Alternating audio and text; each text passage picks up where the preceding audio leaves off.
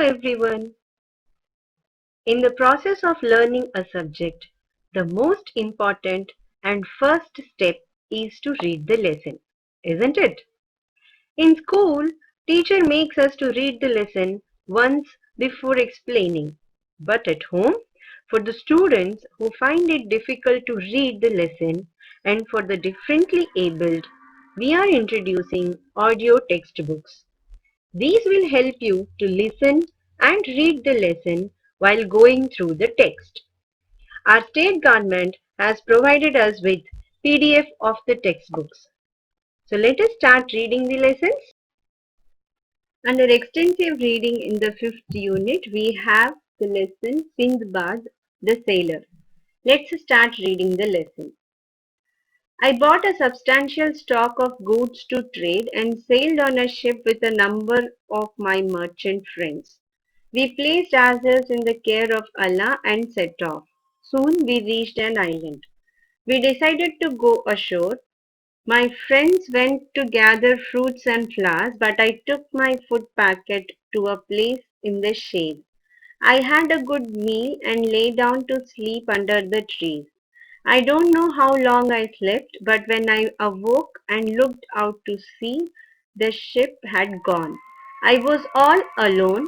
Not knowing what to do, I climbed up to the top of a tall tree and looked over the island on all sides.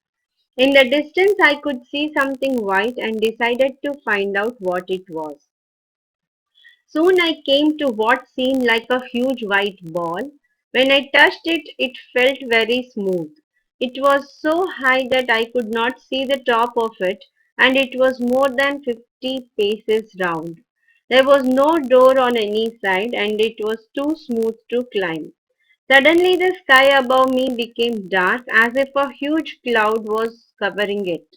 Looking up, I saw that the darkness was caused by the shadow of a huge bird that was flying towards me. I had often heard sailors talk of a great and wonderful bird called a roc. This must be a roc, I thought, and this huge ball must be its egg. The bird came nearer and sat on its egg. I soon crept close to the egg. Near me was one of the bird's legs, which was as big as a tree. I decided to tie myself to the leg of this bird with my turban so that when it flew away from the island, it would carry me with it. At daybreak, the bird flew up so high that I was carried out of sight of the island. Then it came down again so fast that I lost all my senses. When I found myself on the ground, I quickly untied the turban. The bird caught up a snake and flew away. This time I found myself surrounded on all sides by immense mountains that seemed to reach above the clouds. The sides of the valley looked so steep that there was no possibility of climbing them. When I began to look around the valley, I found that there were large diamonds lying on the ground. I was so excited to find such riches lying around me. Then I saw something else that made me very frightened. All around the valley there were huge serpents, some of them big enough to even eat an elephant. These came out of their holes at nightfall. During the day, I suppose they hid themselves from the rocks.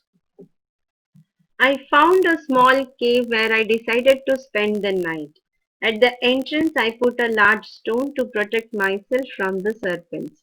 But the noise of their hissing outside made sleep impossible. I was glad that they went to their holes as daylight came on and I was able to come out again.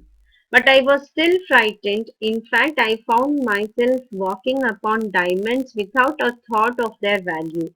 At last, being very tired, I decided to eat a little of my food and then have a short sleep in the sun. I was suddenly awakened by something which fell near me. I sat up and found that it was a huge piece of a raw meat. At the same time, more pieces fell down from the rocks above the valley. I had heard stories in the past about this valley of diamonds, but had not believed them.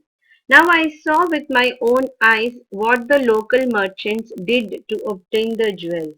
They used huge eagles to carry up the diamonds for them.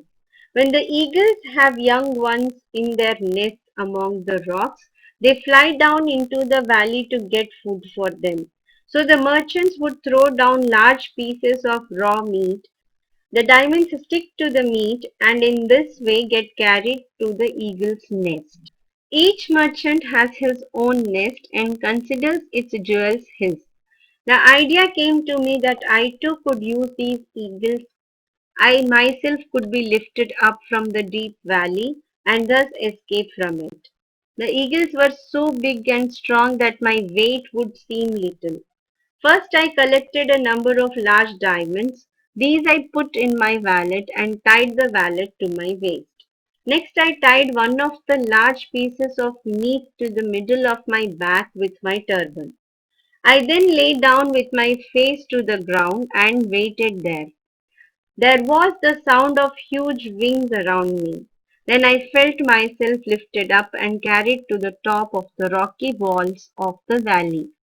Soon I was in one of the nests. The merchants were surprised to see me there, and when they heard my story, they helped me to find a ship to go home.